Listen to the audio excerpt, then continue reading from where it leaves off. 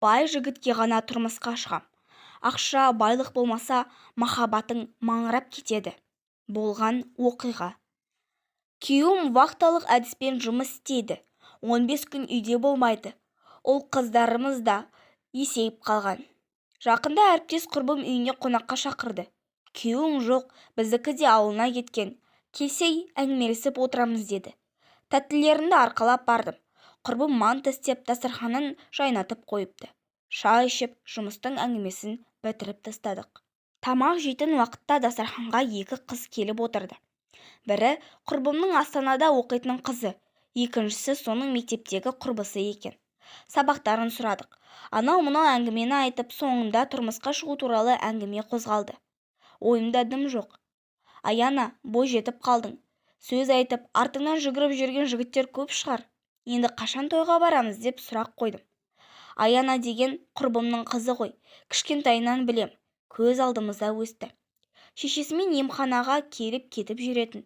Өзімсініп жеке басына қатысты сұрақ қойғаныма кейін өкініп қалдым. Әпше, әр адамның жеке шекарасы бар. Шекарадан өтпеңізші деп бетіме алара қарады. Онысын құрбым жуып шайғандай. Бұлар қазір психология дегенді оқып алып, осындай бірдеңелерді шығарып алған деп қызарақтай күлді. Шекара дегеніңді білмеймін. Қыз баласы уақыты келгенде тұрмысқа шығып, бала сүйіп, отбасылық өмірдің қызығына бөленуі керек. Әйтпесе, Астанада жұмыс істеп қалып кетесің. Әпкелік ақылым ғой дедім. Өз-өзімді ақтап алғым келіп.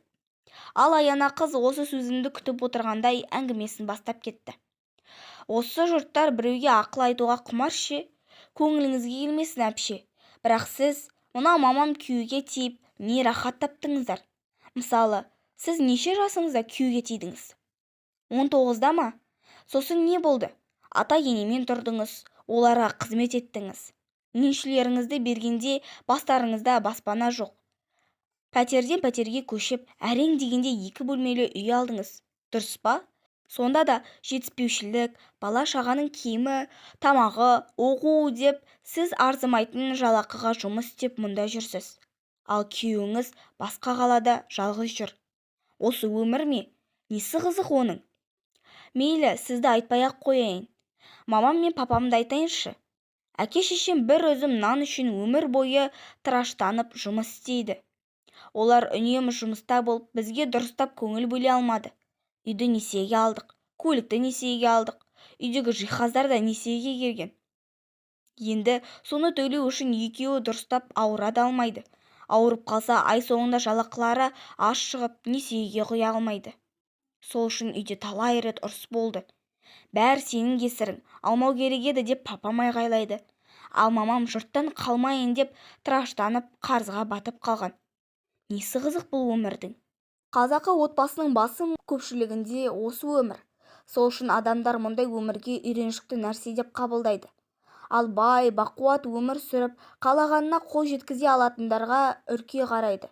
Оларды бай болғаны үшін жек көретіндер де бар.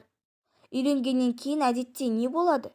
Уақыт өте, махаббат, сезім, сүйіспеншілік жайына қалады. Ақша, байлық болмаса, махаббатың маңырап кетеді. Әйелі мен балаларына лайықты өмір, жарқын болашақ ұсына алмайтын еркектердің ешкімге керегі жоқ, қадірі де жоқ. Сондықтан мен бай еркекті уысыма түсіргім келеді. Сіз сияқтылар маған парасатты, намысты, мықты болу керек, өз еңбегімен табысқа ұмтылу қажет деп ақыл айтады. Бірақ өздері бақытсыз. Мамамның сіңлісі Ботагөз әпшені елдің бәрі мықты әйел деп айтады. Себебі ол екі жерде жұмыс істейді. Есек сияқты таңнан кешке дейін шапқылау. Сонда да жетпейді. Өлме, талма өмір әйтеуір. Кезінде сол да жездеме махаббатпыз, сүйеміз деп тұрмысқа шыққан. Енді не болды? Жездеміз 3 баласын, әйелін жақсы өмірмен қамтамасыз ете алмай жүр. Сонысына қарамай, анда-санда әйеліне қол жұмсайды, ішеді. Кім біледі? Жағдайына қарамай, әйелінің де көзіне шөп салып жүрген шығар ол. Біздің елде бай еркектер жүргіш келеді деген түсінік қалыптасқан. Байларға деген қорқыныш бар. Ал мен олардан қорықпаймын. Таңнан кешке дейін кеңседе отырып, арзымайтын ақша үшін бас ауыртқым келмейді. Сәнді киініп, жиі саяхатқа шыққым келеді. Қалаған кезде қалаға ресторанға кіріп, тамақтанғым келеді. сұлулық салондарына барып, фитнес-залдарға барғым келеді. Өмірде ештеңеге қол жеткізе алмаған, мүмкіндігі шамалы жаман жігітке қор болғым келмейді. Мені қамтамасыз ете алмаған еркекке мен неге махаббат пен қуаныш сыйлауым керек? Кімнің бақытты болғысы келмейді? Жылы да жайлы үйім болғанын қалаймын. Өз күйеуімді құрметтегім келеді, сүйгім келеді. Солай, менің жағдайымды жасауға толық әулеті жететін жігіт табылар. Менің арман тілектерім соншама ерекше ме? Меніңше бұл қалыпты, ақылға қонымды тілек сияқты. Әлде менің оған қақым жоқ па? Дегенде айтарға сөз таппай қалдым. Бірақ артынша өзімді қолға алдым да, айналайын, Аяна. Өмірде барлық нәрсе ақшамен өлшенбейді. Құдайға шүкір, осы күніме өзім ризамын. Денім сау, балаларым алдымда. Одан басқа не керек? Астанаға барып ақылың толысып қалыпты ғой тегі. Мейлі, армандай бер. Уақыт көрсетер басқасын деп жақтырмағанымды білдірдім. Менің жақтырмағанымды құрбым да сезді-ау. Бұлар қазір осындай бет-жүзіңе қарамай айтып отыра береді. Ақыр заманның балалары ғой, көңіліңе алма. Жансая дұрыс айтады. Мен де осы өміріме ризамын. Бізге ақыл айтпай бөлмеңе баршы деп қызын тамақ жегізбей дастарханнан тұрғызып жіберді.